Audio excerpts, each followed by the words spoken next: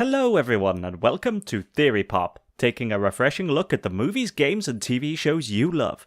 Today's subject is Bendy and the Ink Machine, and we're going to reveal the identity of Joey's gods.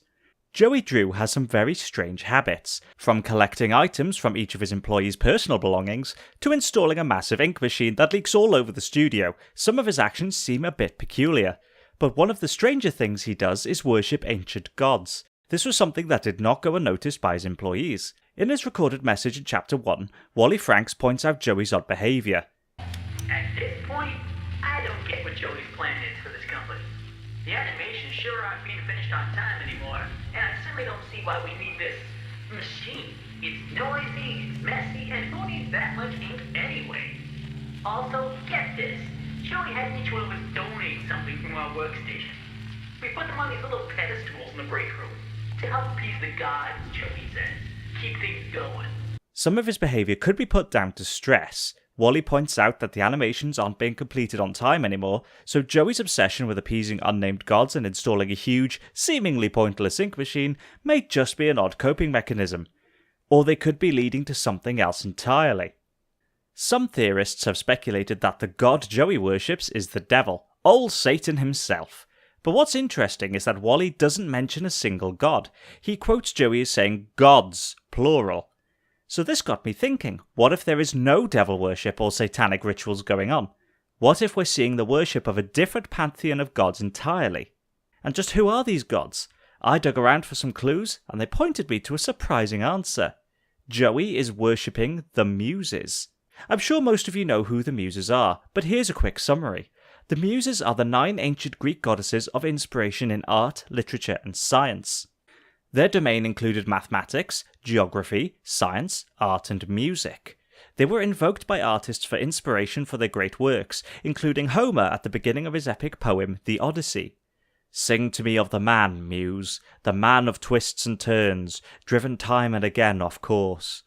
Knowledge of the Muses has endured over the centuries to modern day. Artists still speak of inspiration as their muse. But just what evidence do we have that Joey is appeasing the Muses in Bendy and the Ink Machine? Quite a lot, actually.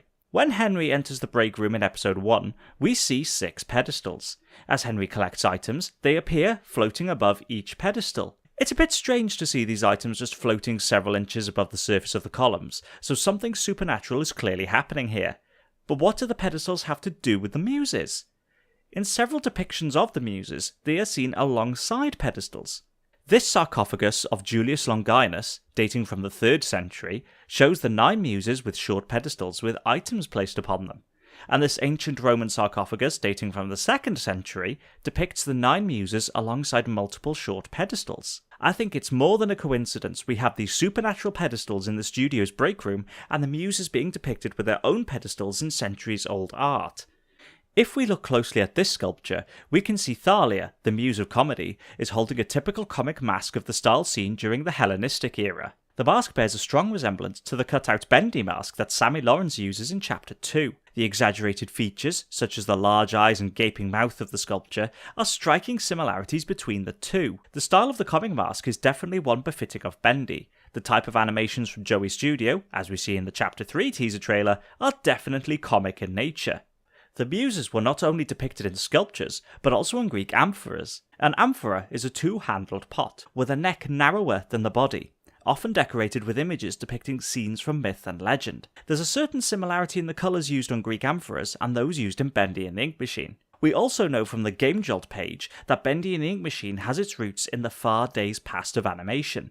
Amphoras depicted stories by using sequential images to portray the illusion of motion and action in a scene, in much the same way as animated cartoons use individual frames shown sequentially in rapid succession to provide the illusion of movement.